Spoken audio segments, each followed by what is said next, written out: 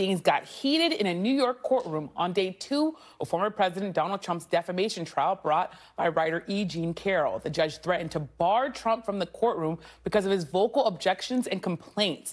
Trump then responded to that warning, telling the judge, quote, "I would love it."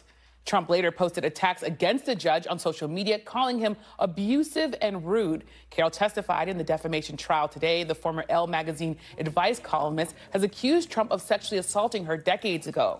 Last May, a civil grand jury found him responsible for the assault.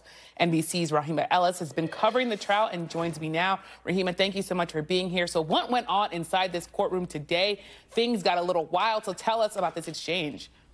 Well, Judge Lewis Kaplan had been sparring and having exchanges, if you will, all morning during this case with Trump's attorney, Alina Abba. He had been telling her when to sit down, when to stand up, when she should make objections or when her objections were not appropriate. At one point, when he told her to sit down, she said to him she didn't like the way that he was speaking to her and that he probably wouldn't speak to other attorneys that way. On a motion that she was making, he continued to deny the motion and then told her again to sit down. At different points, the former President Trump could be heard making his remarks. At one point, he called the judge a nasty guy.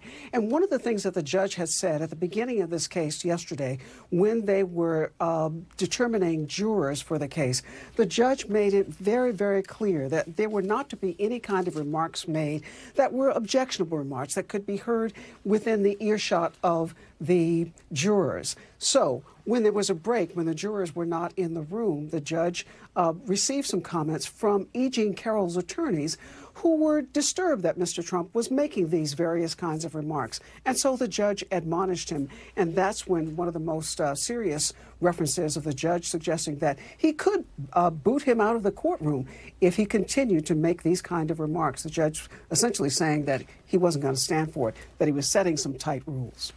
I mean, what a scene in that courtroom. I also want to ask you about the testimony of E. Jean Carroll. Part of what Trump was doing was reacting to her testimony. So what exactly did she say?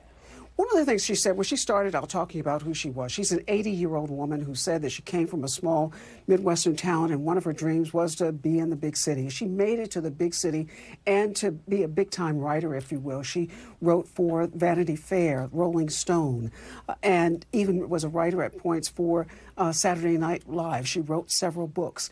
And she talked about how her life ended and her world changed when in 2019, Donald Trump from the Oval Office made remarks about her allegation that he had engaged in sexual assault of her.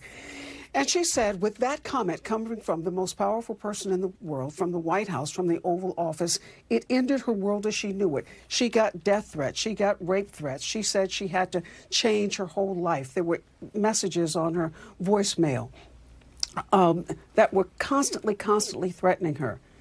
And her life just changed. She said also that she had been an advice column writer, and she would get 200 requests at a point. It went down to just 2. And this, she said, was all a direct result of how the former president was making these disparaging remarks about her, and those who follow Mr. Trump were following his lead. We'll certainly be keeping our eye on that case and the number of cases that are involving the former president, Rehema Ellis. Thank you so much. Thanks for watching. Stay updated about breaking news and top stories on the NBC News app or follow us on social media.